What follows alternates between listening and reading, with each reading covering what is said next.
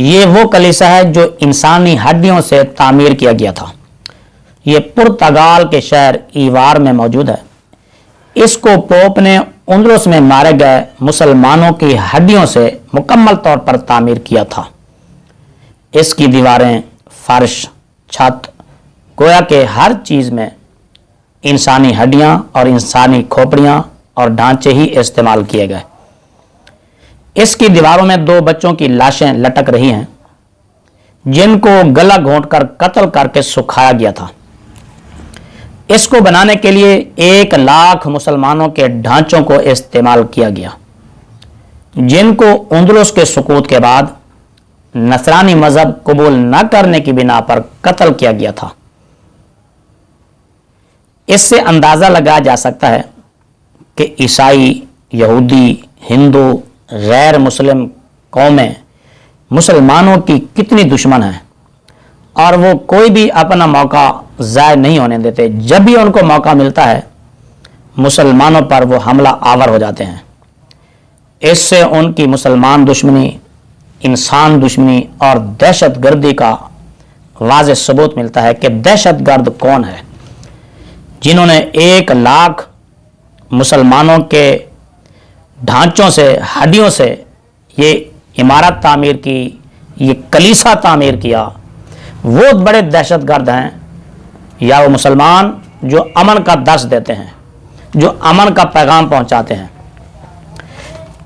اسی لیے اللہ رب العزت نے 1450 سال تقریباً پہلے ہی مسلمانوں کو آگاہ کر دیا تھا، یا ایھا الذین آمنوا لا تتخذوا اليہود والنصارى اولیاء، اے ایمان والو یہود و نصارہ کو دوست نہ بناؤ، بعضهم اولیاء بعض، وہ آپس میں ایک دوسرے کے دوست ہیں، اگرچہ آپس میں بھی ان کے اختلافات ہیں مگر مسلمانوں کے خلاف وہ سب ایک ہیں، چاہے وہ یہودی ہوں، چاہے وہ عیسائی ہوں، ہندو ہوں، سکھ ہوں، جو بھی غیر مسلم ہے، جو بھی دائرہ اسلام سے خارج ہے، وہ مسلمانوں کے ساتھ، مسلمانوں کے خلاف سب کے ساتھ متحد اور ایک ہیں۔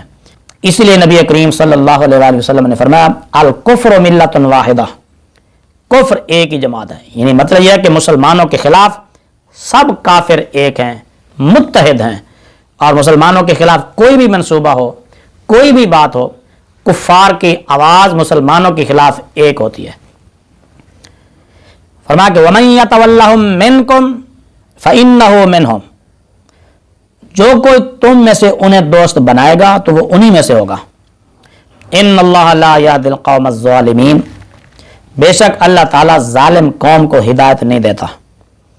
اگر ہم نے اللہ کے اس فرمان پر عمل کیا ہوتا اور یہود و نصارہ کو، غیر مسلموں کو اپنا دوست نہ کیا ہوتا اور ان کو قریب نہ کیا ہوتا تو آج ہمیں یہ دن نہ دیکھنے پڑتے کہ وہ کہتے ہیں کہ ان کے بغیر ہماری تجارتیں کیسے ہوں گی، لین دین کیسے ہوگا، کاروبار کیسے ہوگا، کھائیں گے کہاں سے، پیئیں گے کہاں سے۔ تو حضرت ابو موسیٰ اشعری رضی اللہ تعالیٰ عنہ نے ایک عیسائی کو کاتب رکھا ہوا تھا، اپنا منشی رکھا ہوا تھا۔ جب حضرت عمر رضی اللہ تعالیٰ عنہ کو پتہ چلا تو آپ نے اس کی وجہ پوچھی کہ تم نے عیسائی کو منشی کیوں رکھا ہوا ہے؟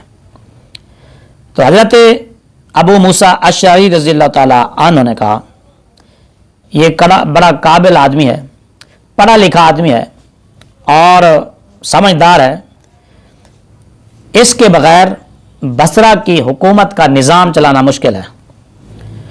تو حضرت عمر رضی اللہ تعالیٰ عنہ نے فرمایا کہ اگر یہ مر جائے تو پھر تم حکومت کا نظام کیسے چلاؤ گے؟